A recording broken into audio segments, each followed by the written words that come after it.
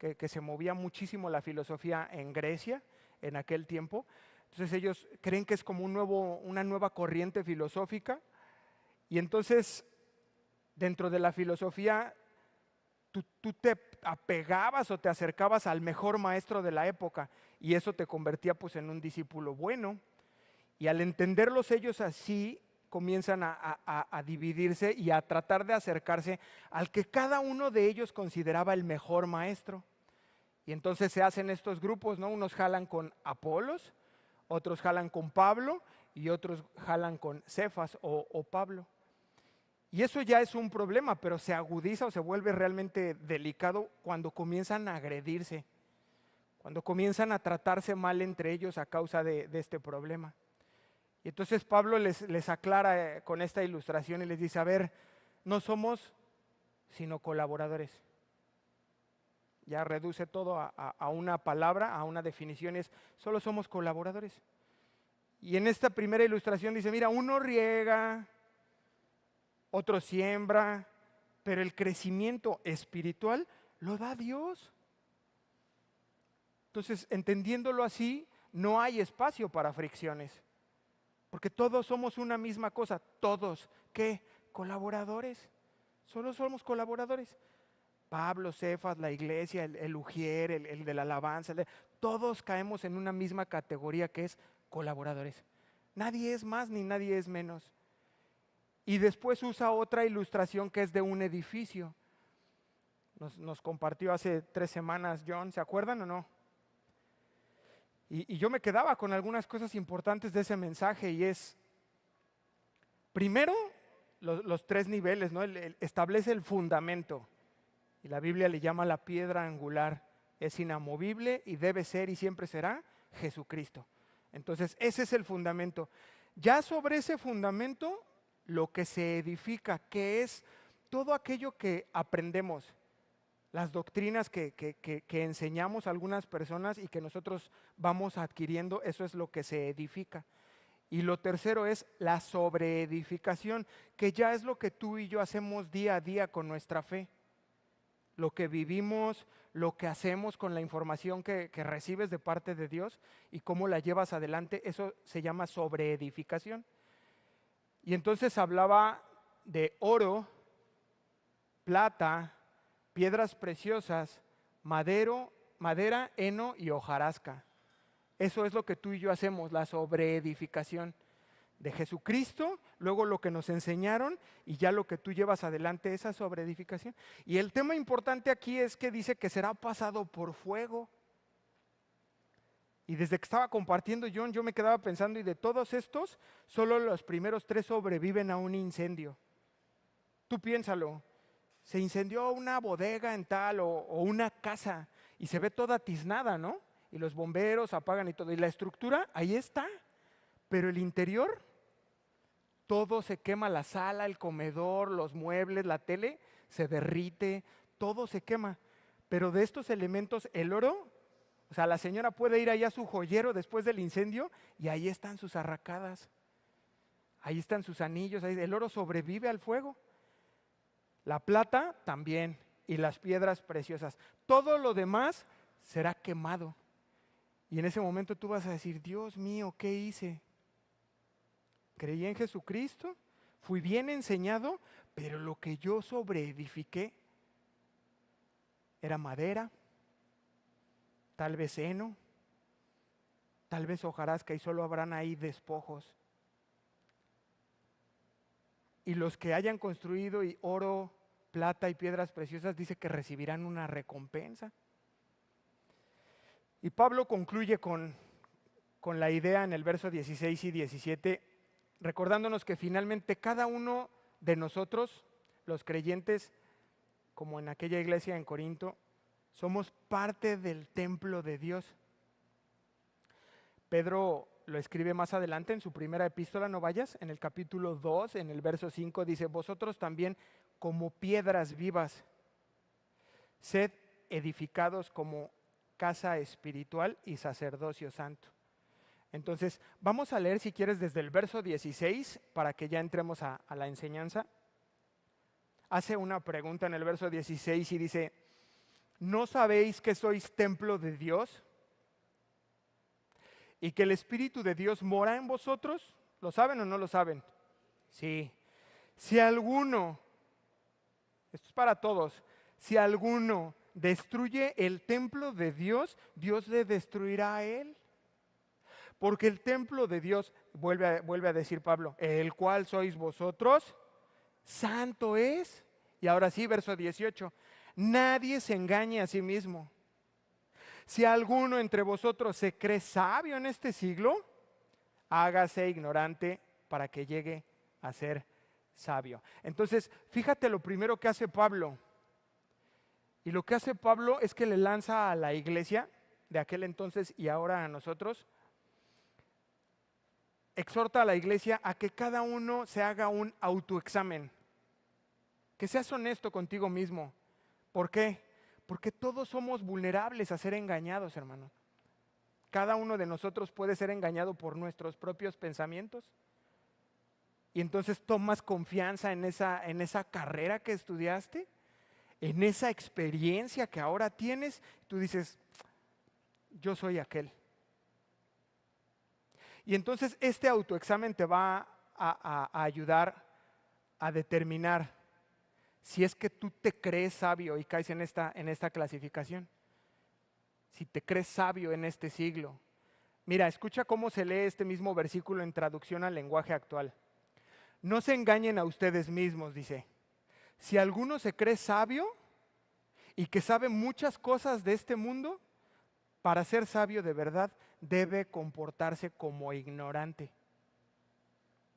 Nueva Traducción Viviente lo traduce, dejen de engañarse a sí mismos. Si piensan que son sabios de acuerdo con los criterios de este mundo, necesitan volverse necios para ser verdaderamente sabios. Es que es un problema, hermanos, dentro de la iglesia, cuando la gente se cree sabia verdaderamente en las cosas de esta vida, en sabiduría humana. ¿Por qué? Porque obviamente no están abiertos a ser enseñados. No están abiertos, ya lo saben todo, ya que se les puede enseñar. Exhortación, no, pues olvídate. ¿Qué me vas a decir tú, pastor? ¿Cuántos años tienes, pastor? No, mira, tú andabas. Y yo ya estaba. No son exhortables, no se les puede decir nada. Aconsejados, no, mira, déjame, yo te doy un consejo, pastor. No se puede. Ya lo saben todo. Ya lo han vivido todo. Y ya lo han superado todo. Entonces, esto pone a las personas en una posición poco o nada enseñable. Ya todo lo saben superar. No, mira, ven, eso se arregla así. Esto se hace así. Es que te equivocaste, es así. Ya. Y no es que Pablo esté en contra del conocimiento o en contra del conocimiento que cada uno de los creyentes puede tener. No ese es el problema. A veces hay hermanos que están haciendo bien las cosas, pero podrían hacerlas mejor. No están abiertos a escuchar. Híjole, no, pues es que este hermano, si le digo, o sea, está bien, lo está haciendo bien, pero lo podría hacer mejor, pero no se lo puedo decir, ni siquiera está abierto a escucharme. Bueno, pues ya nos quedamos en el estatus de la oración. ¿Sí ha oído eso? Muchos me dicen así de, no, bueno, pues ora por él, pastor. Y ya, es lo más que se puede hacer por este tipo de personas. Es como si Pablo les estuviera diciendo a los corintios y a los cancunenses, por favor no sean orgullosos, sino sean lo suficientemente humildes para aprender. Sean lo suficientemente sabios para darse cuenta que están siendo necios. Eso es lo que está intentando Pablo. Y qué difícil es, hermanos. Qué difícil es poder aceptarlo, ¿no? Que te digan y a lo mejor en el momento sí tú firme, ¿no? Como, no, pues no es así, pastor.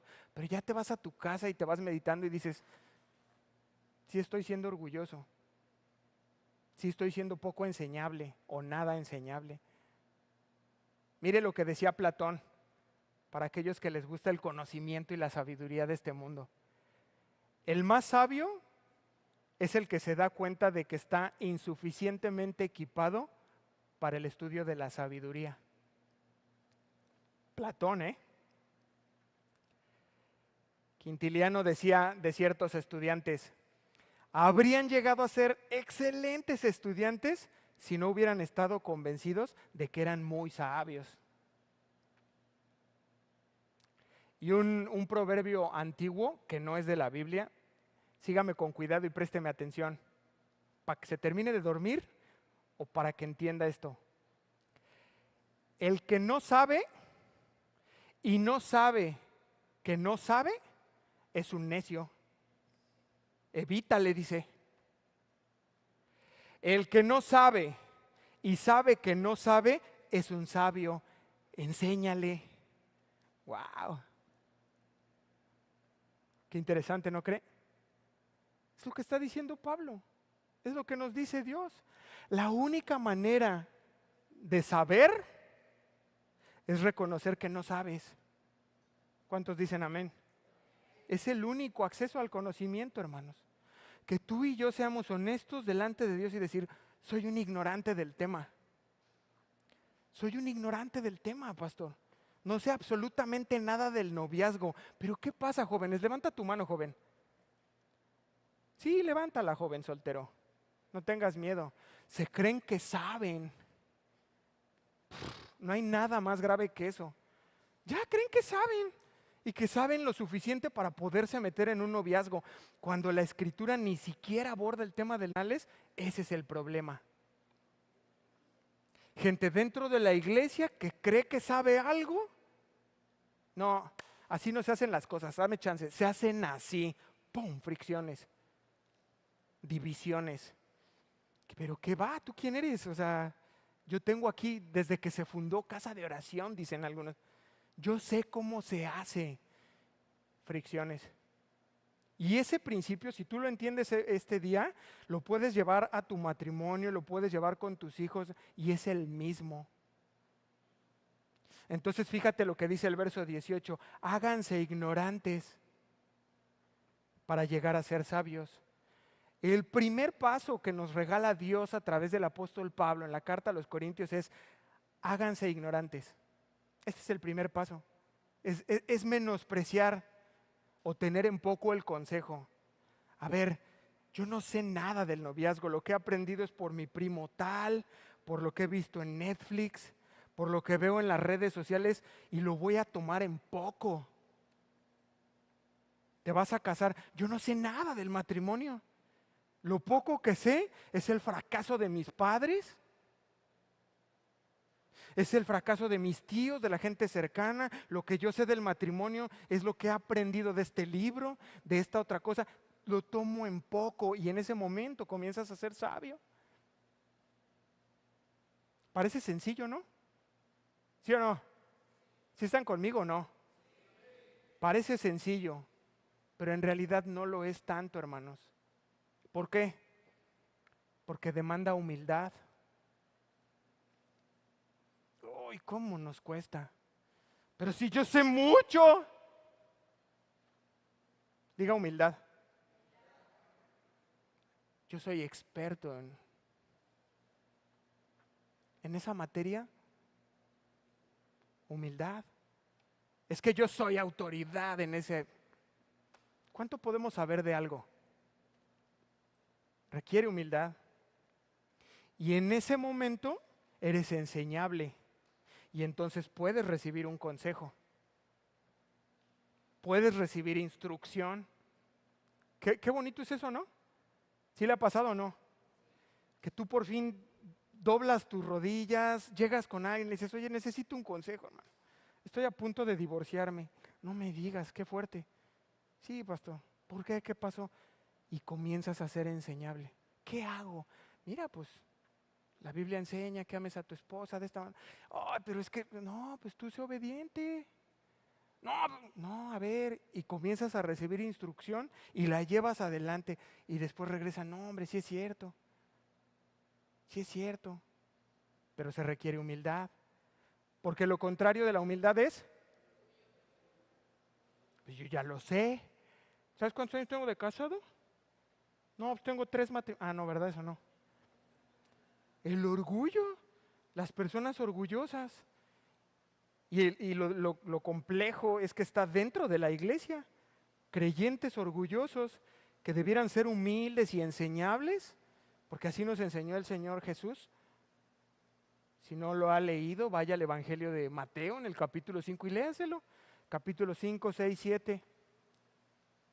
Pero no es así. Si lográramos, usted y yo, cristianos, reconocer esta parte y ser humildes, eso forma iglesias unidas. Nadie se cree más que nada. Tiene un concepto correcto de sí mismo y la iglesia es unida. Pero tú dices, no, pues si yo tengo toda la experiencia, deben escuchar mi punto de vista, les va a ayudar, ¿no? Soy autoridad en la materia, conozco mucho de la Biblia, dicen algunos. O esta de Dios me habló, escúchame, Dios me habló, tengo que decirte. Muchos dentro de la iglesia me reconocen como sabio, por favor déjame dar mi punto de vista. Y hace falta esa humildad. Pero las iglesias son muy bendecidas, hermanos. A ver, quiero aclarar esto. Las iglesias son muy bendecidas con creyentes inteligentes. No quiero que nos confundamos con gente bien preparada, con gente doctos en las escrituras y que además saben enseñar, que además saben aconsejar. La iglesia es muy bendecida, pero solo si están sujetos a las enseñanzas y a la doctrina de la Biblia.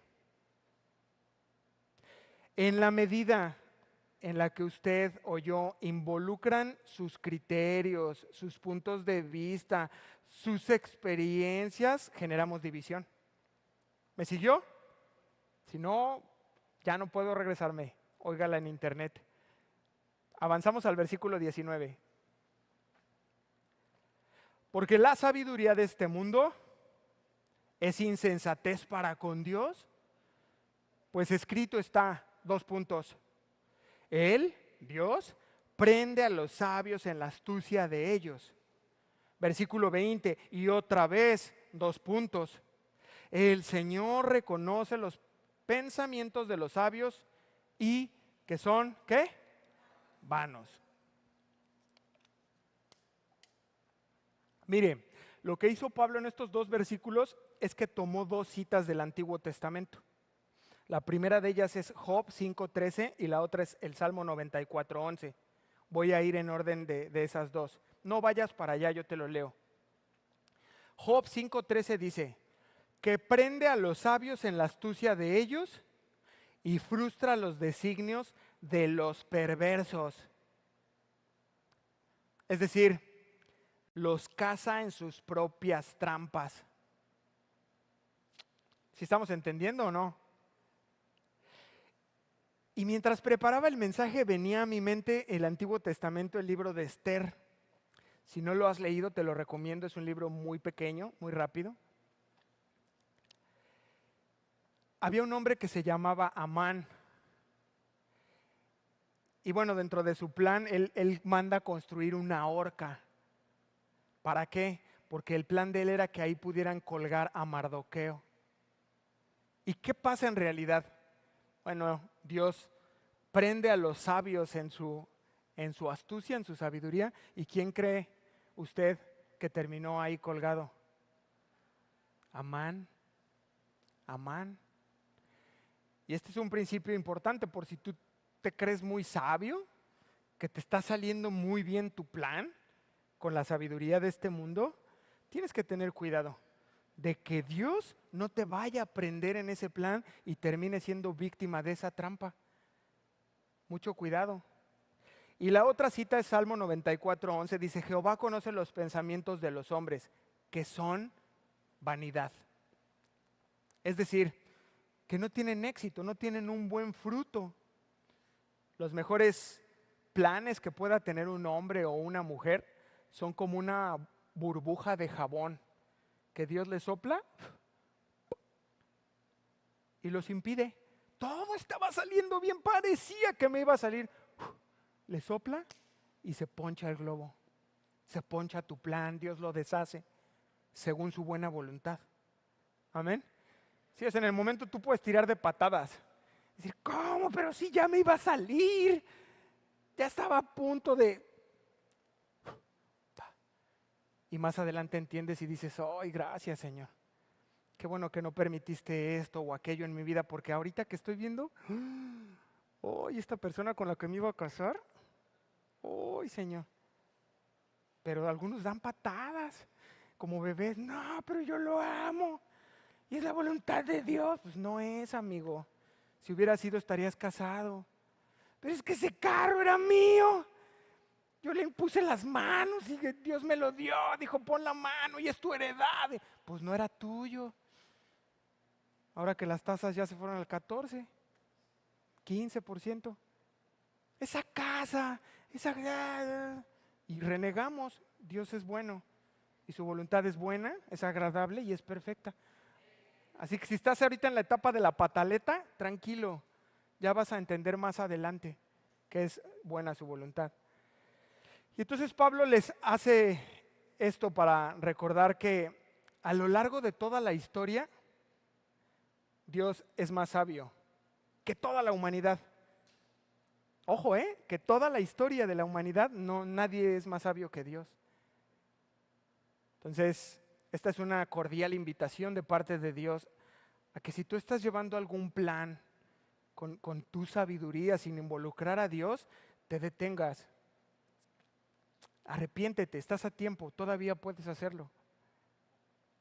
No, no, no. Bueno, lo que estamos aprendiendo hoy es que si tú sigues ahí, eres considerado insensato, poco sabio o nada sabio delante de Dios. Pregunta para ustedes esta mañana. ¿Cuántas veces te has encontrado en problemas por creerte más listo que Dios? Ahorita yo les di algunos ejemplos y algunos nada más se ríen porque dicen, uy, sí es cierto, pero yo sí me casé, ¿no? Pero yo sí compré la casa, dice, y ahorita ya no es rasguñándola. Pero ¿cuántos de ustedes han hecho esto? ¿O estás a punto de tomar una decisión de este tipo y no sabes qué hacer? Dices, no sé qué hacer. O todavía más grave, ojo, ya recibiste el consejo de Dios y lo estás haciendo a un lado. Y vas a alguna otra fuente tecnológica. No, el pastor dice, pero ya vi, científicamente está comprobado que sí se convierten.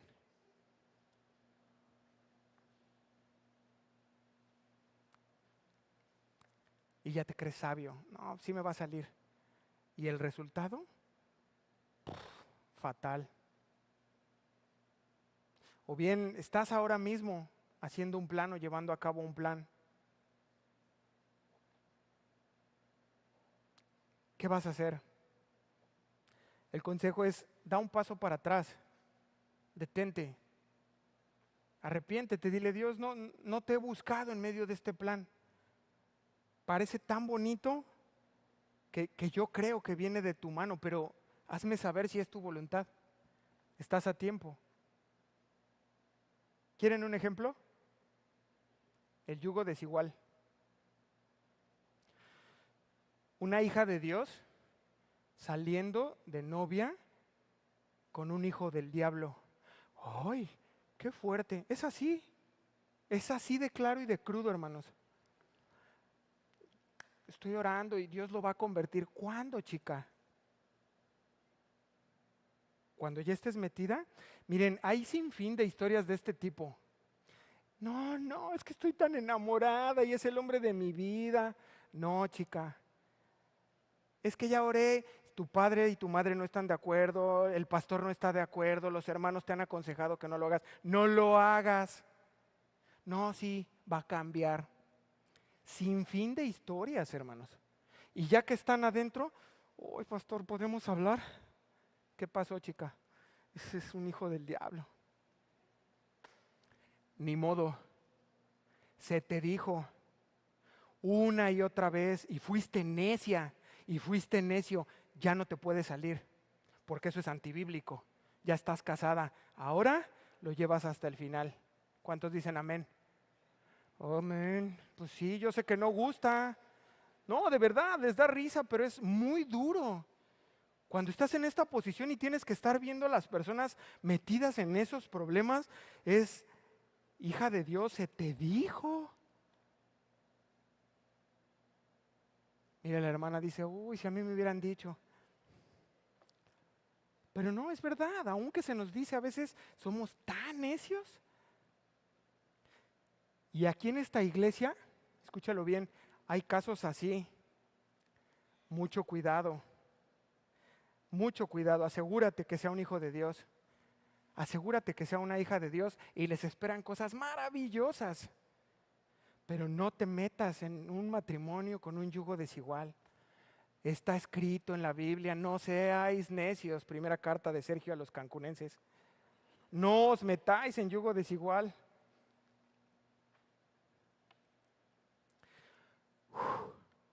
Verso 21.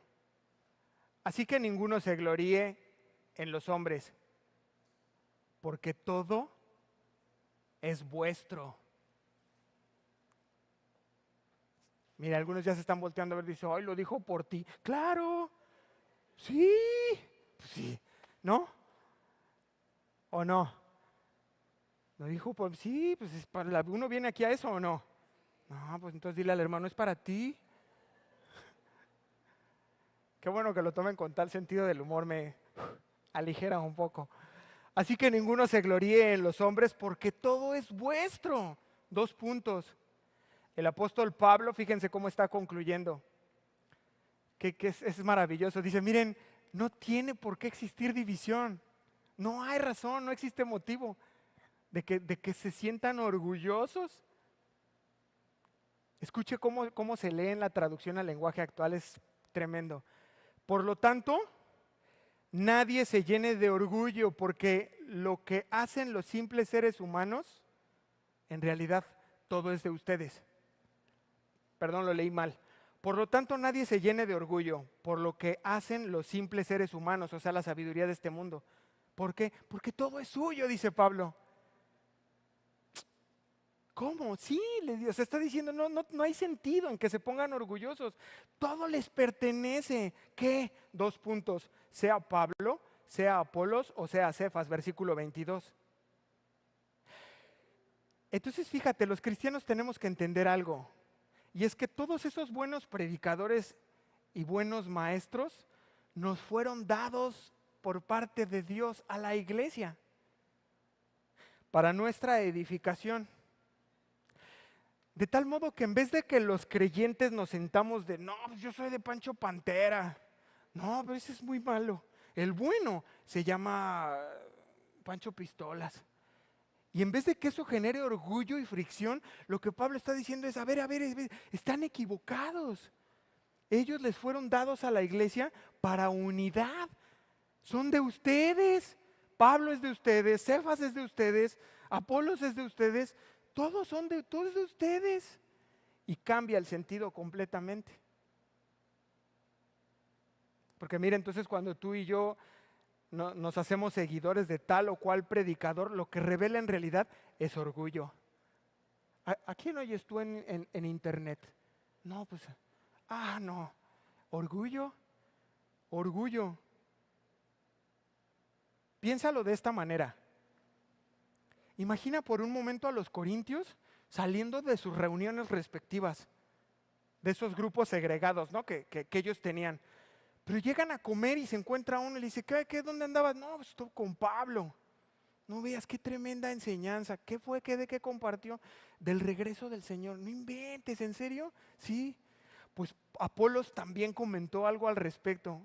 ¿Y qué les dijo a ustedes Apolos? No, pues de esto. Y comienzan a enriquecerse. Y llega otro que está por ahí sirviendo y dice, oigan, espérenme, estaba escuchándolos. Yo estuve con Cefas, con Simón el que anduvo con Jesús, sí. Y él, además de eso que ustedes decían, también comentó esta parte. Imaginen eso. Qué enriquecedor, ¿no? Ahora, ¿a quién oyes tú a internet? No, pues al pastor tal.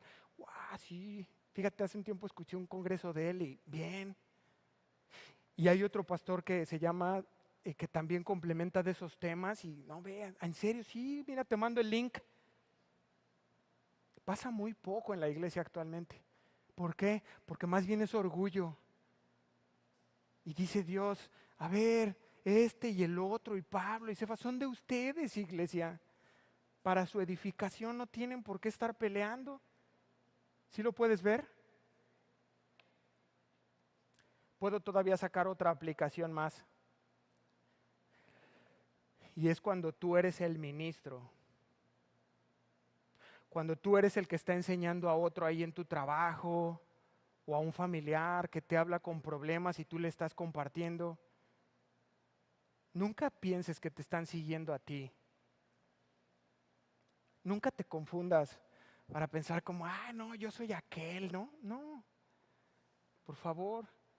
Si algo bueno, Dios te lo dio para el servicio de la iglesia, no para que tú te enorgullezcas y te creas algo. ¿Estamos? ¿Podemos avanzar? No, pues ahora sí está buena, pastor, no me he dormido. Bueno, no está mal, hermanos. No está mal que tú y yo estimemos a uno u otro maestro y que podamos reconocerlos. Está bien, pero esta estima que tú y yo podemos tener por un pastor, por un ministro, por un maestro, no debe depender de su habilidad. No, es que predica. No, no es por ahí. No, hombre, hace unos sermones el hermano. No. No, es que yo sigo a tal porque qué bárbaro, qué personalidad tiene. Cómo se viste, sus combinaciones. No es por ahí. Yo sigo a tal porque su oratoria, ¿no? Es elocuente, decimos, su elocuencia. No. Si tú y yo en un momento dado estimamos a algún pastor, algún predicador, debe ser por su fidelidad bíblica y porque la vive también. ¿Sí me siguió? Y entonces sí. Primera carta a los tesalonicenses, no vayas, 5:12 dice, hermanos, les pedimos que sean considerados con los que trabajan arduamente entre ustedes y los guían y amonestan en el Señor. Verso 13 dice, ténganlos en alta estima y ámenlos. ¿Por qué? Por el trabajo que hacen. Por el trabajo que hacen, no por su oratoria, no por cómo se visten, no por cuántos seguidores tienen en internet, cuántos likes tienen, no, por su trabajo arduo en la enseñanza, en la predicación y obviamente en su vida, que viven conforme a lo que enseñan. Amén. Ahora, este amor y esta estima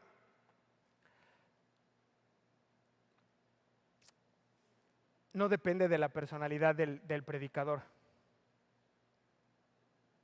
sino de su fidelidad a cómo enseña la palabra de Dios. ¿Sí está bien? Para poder avanzar. Y me encanta porque ahora Pablo amplía mucho más todo, cuando les dice que en realidad todo es de ustedes, Pablo, Pedro, Apolos, mira, pon tus ojos en la escritura. Todo es de ustedes, dice, y el verso 22 dice, Pablo, Apolos, Pedro, el mundo, la vida, la muerte, el presente y el futuro, todo es de ustedes. Y ustedes de Cristo y Cristo de Dios. Entonces, no solo los pastores y los líderes le pertenecen a la iglesia, sino que también dice el mundo, y es la palabra griega cosmos. Y esto tiene que ser entendido a través de la fe. Es decir, a un cristiano que reconoce a Jesucristo como su único y suficiente Salvador y ahora tiene comunión con Dios, el mundo le pertenece mediante esta nueva naturaleza que Dios le ha dado. Es cierto que ahora el mundo se encuentra bajo el control del maligno, pero dice la Escritura que un día nos va a pertenecer a los creyentes a plenitud. ¿Cuántos dicen amén? Entonces, lo que dice Pablo es, ahora te pertenece el mundo. ¿En qué sentido? en que puedes apreciar las cosas en su sentido correcto, que puedes ver sus maravillas y disfrutarlo. ¿Cuántos se maravillan cuando van a la playa aquí en Cancún y ves esos 3 tonos turquesa? Bueno, eso es parte de que te pertenece, que Dios te ha dado esa claridad para maravillarte y sobre todo para disfrutarlo. Esos cielos, esas montañas, que tú te sientas a escuchar. A eso se refiere esta porción. La vida, dice el cosmos, el mundo, luego dice la vida, hace referencia a la vida espiritual, a la vida eterna. Ya te pertenece, dice Pablo. Les dice a los corintios y les dice a ustedes hoy. Y nunca la perderás. ¿Cuántos dicen gracias, Dios? La vida eterna ya te pertenece, ya no puede ser manchada, ya no te puede ser quitada. La vida de Dios ahora está en ti, mora en ti, y eso te hace participante de la vida divina. Después dice la muerte también te pertenece. ¿Cómo es esto, pastor? Explícame un poco más a detalle. Jesucristo, el día que murió en la cruz, la exhibió y la venció, dice la Escritura, a la muerte y a todos sus principados y potestades. Entonces, a menos que tú seas arrebatado, o que mañana, oye, y el hermano, no, pues, se lo llevó el Señor, así yo vi cómo se lo... A menos que seas arrebatado, tú y yo en algún momento vamos a tener que enfrentar a la muerte. ¿Es así o no?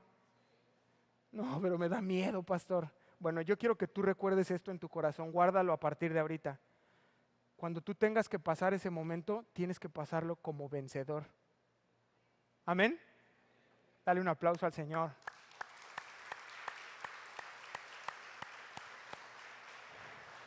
Sí, porque la otra forma que tienen las personas que niegan la fe o que no quieren reconocer a Jesús como Salvador es como esclavo. Y eso sí tendría que darte mucho miedo. Que tú te encuentres con la muerte como esclavo de la muerte, eso es otra cosa, pero como cristiano no. Tú ya llegas ahí, sabedor de que viene algo mejor, ¿no? Por eso les escribía Pablo a los filipenses, porque para mí el vivir es Cristo y el morir, olvídate, dice, no, estoy en una gran lucha, esto es muy bueno, pero aquello es mejor. No sé cómo decirles, pero pues ya me quiero ir. Y dice, él concluye diciendo, no, miren, al final pues me tengo que quedar por amor a ustedes. Pero eso era como lo entendía. Ahora que estás vivo, estás bien con Dios, como cantábamos la semana pasada, ¿no? Estoy bien con mi Dios. Ya no estoy alejado, estoy cercano, estoy con Dios. Está bien. Pero aún el día que tú te mueras, tienes que saber eso, es para algo mejor. No tienes por qué tener miedo. Lo siguiente que aborda Pablo es lo presente. Es tuyo. Te pertenece, cristiano. ¿Y qué es el presente? Todo. Lo abarca todo. Lo bueno y lo malo. Todo lo que nos ocurre te pertenece, viene de parte de Dios. Así sea agradable o sea doloroso, es tuyo. Dios te ha concedido esa potestad de saberlo interpretar. Las alegrías, amén. Y las desilusiones, no, pues ahí no, amén, no. Todo el presente, la salud y la enfermedad, todo ahora en Cristo. Sabemos que está en las manos de Dios y que va a obrar para bien. ¿Es así o no? Escribía a Pablo a los romanos y les decía, antes, en todas estas cosas, mire si lee la Biblia, somos más que vencedores por medio de aquel que nos amó. Romanos capítulo 8, verso 37. Así que les dice, todo es suyo. El mundo, la vida, la muerte, el presente y lo porvenir. Que el porvenir está incluyendo el presente. Y como ya nos pertenece y estamos en victoria, bueno, pues ¿cuál es nuestro porvenir para los cristianos? Bendiciones, hermanos. El porvenir son bendiciones que nos esperan en esta vida y más allá de esta vida. ¿Cuántos creen? Debe ser un verdadero motivo de ánimo, hermanos. Porque ahorita, por fe, se ven como ilusiones. ¿Qué? Visiones. ¿De qué? De una tierra nueva. Pensar en eso es difícil, pero ahí está esperándonos el porvenir. Un cuerpo nuevo. ¿Cuántos dan gracias a Dios? Ay, no vean este cuerpo calvo, qué problemas. Pero hay una promesa de un cuerpo nuevo y yo digo, gracias, Señor. Necesito deshacerme de esta carcasa que tantos problemas y tantas tristezas y dolores me genera. Y conforme avanzan los años, ¡ay! Y así como de, ay, hermanos, ¿verdad? Pero hoy solo son como visiones, como ilusiones que nos están esperando. Habla de un galardón que te va a dar Dios. Habla de estar en su presencia. Hoy solo pues venimos 45 minutos aquí y disfrutamos de su presencia. Bueno, algunos llegan 15 minutos antes de que acabe, ¿no? Pero casi todos sí nos metemos a la presencia de Dios y es como tan especial. Bueno, eso para siempre. Y a eso se refiere. Pablo dice, ya es tuyo. Ese porvenir te pertenece. Ya es tuyo. ¿Por qué tendrías que estar peleando? Entonces vemos a Pablo que no solo hace una reprensión a la iglesia, sino que los vindica poniendo o direccionando sus ojos hacia Dios. Como que a ver, Corintios, calma, esperen, ¿por qué están peleando? Y redirecciona sus corazones hacia Dios. Les está diciendo, ¿por qué pelean? ¿Por qué están discutiendo? Están cayendo en fricciones, en divisiones, por puro orgullo. No tendría que ser así. Están teniendo en mayor estima ese conocimiento mundano, esa experiencia personal y están cayendo en esas fricciones. No es así. ¿Por qué? Porque todo es de ustedes. ¿Sí? Entonces, vámonos hacia el cierre, porque ya dejó algo bien claro y vamos a cerrar juntos. Hace como un núcleo en donde dice, todo es de ustedes. Apolos, Pablo, Cefas, el mundo, la vida, la muerte, el presente y el futuro. Como si fuera una cubeta, todo lo pone ahí y dice, todo esto es de ustedes. Pero ahora dice, pero ustedes, ese núcleo, dice, es de Cristo. Y Cristo es de Dios. Fíjense qué tremendo. Encierra todo primero en una, así lo entiendo, ¿no? Como en una esfera, como en un núcleo, a la iglesia y les dice, todo les pertenece. Y ya que entendieron, le dice, pero esta es de Cristo. Y Cristo es de Dios. Esto es lo que hace la verdadera unidad, hermanos. En Primera de Corintios capítulo 6, verso 17 dice, pero el que se une al Señor, un espíritu es con Él. Y entonces entendemos por qué se dan las contiendas dentro de una iglesia. Porque quitamos los ojos de Jesús y nos apartamos y comenzamos a movernos en esa sabiduría, en ese entendimiento, en esa experiencia que cada uno de nosotros tenemos. Pero si tú y yo a partir de hoy aprendemos esta porción de la Escritura y entendemos pues que todo nos pertenece y que la iglesia le pertenece a Jesucristo, pues esto es una buena razón para promover la unidad, ¿no crees? Ni tienes que luchar, solo fluyes. Ahora sí acompáñame para ir cerrando a Filipenses capítulo 2, verso 1, por favor. El mismo Pablo explica esto y ahora que ya entendimos lo anterior, van a ver qué bien se lee. Carta a los Filipenses capítulo 2, verso 1. ¿Están conmigo? Ya casi llego. ¿Ya? ¿Todos? Capítulo 2, verso 1. Por tanto, si hay alguna consolación en Cristo, 1. Si algún consuelo de amor, 2. Si alguna comunión del Espíritu, si algún afecto entrañable, si alguna misericordia, completad mi gozo. ¿Cómo? Sintiendo lo mismo, teniendo el mismo amor, unánimes, sintiendo una misma cosa. Y fíjense el problema, versículo 3, nada hagáis por contienda o por vanagloria. Diga orgullo. Antes bien, con humildad, fíjese esto, estimando cada uno a los demás como superiores a él mismo, no mirando cada uno por lo suyo propio, sino cada cual también por lo de los otros. ¡Wow! Ahí está lo que acabamos de ver.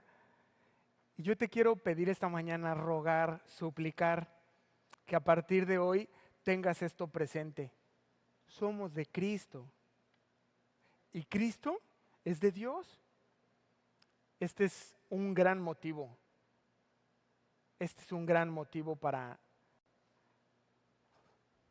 dejar de hacer las cosas por contienda o por vanagloria. Son las dos razones que caen dentro del conocimiento de este mundo, ¿no? ¿Pero qué estudiaste? Sí, pero hice un máster. Ah, pues yo 2. Ah, pues yo un doctorado, certificado en Cambridge. Vanagloria. Y si no, contienda, ¿no? ¿Qué hizo? No, pero ya están yendo a una misión y pues vamos a hacer 2. Y no, pero no, entonces son las dos razones. Y esto es lo que aprendemos hoy. A ver, le pertenecemos a Dios. No es como, bueno, ¿cómo puedo ayudarte?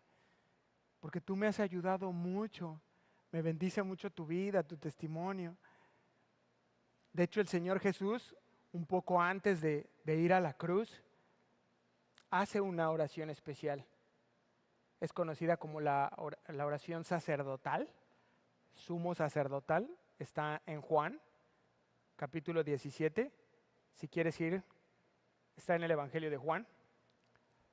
Es el último de los 4 evangelios. Abre tu Biblia en el Evangelio de Juan, capítulo 17, verso 21.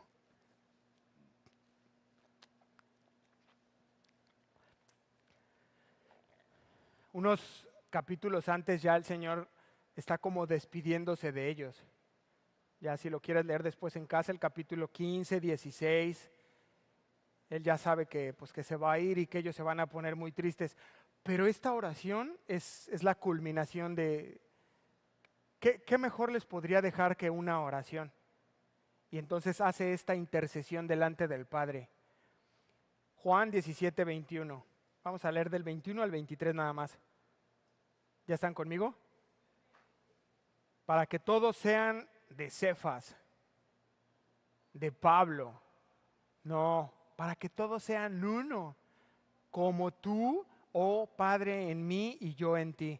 Aquí está la pertenencia, fíjense todo lo que acabamos de aprender. Está diciendo eso, yo le pertenezco al Padre.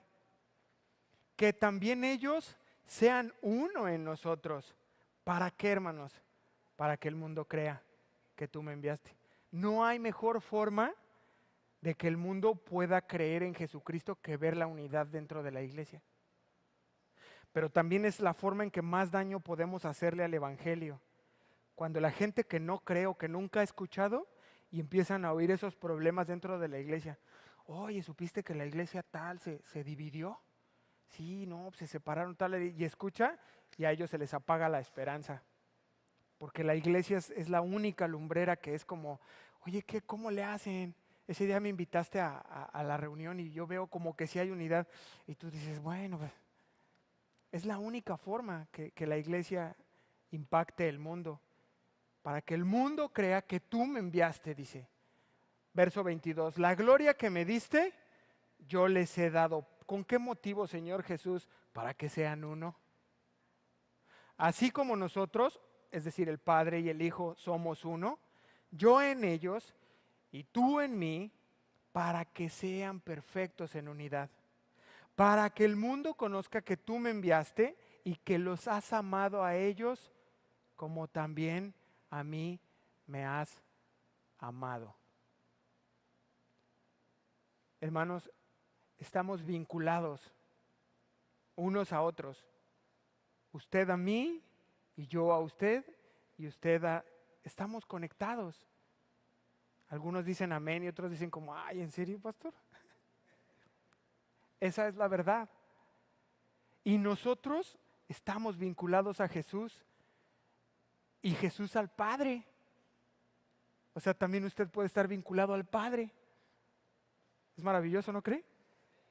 Y el Padre conmigo, y yo con Jesús, y Jesús con el Padre, y el Padre con Jesús, y hay una perfección ahí, unidad. Y entonces la pregunta es, ¿cómo es entonces que las personas tan unidas pueden dividirse? Cuando perdemos de vista al dueño de todo. Y nos apartamos hacia un camino ancho de sabiduría humana.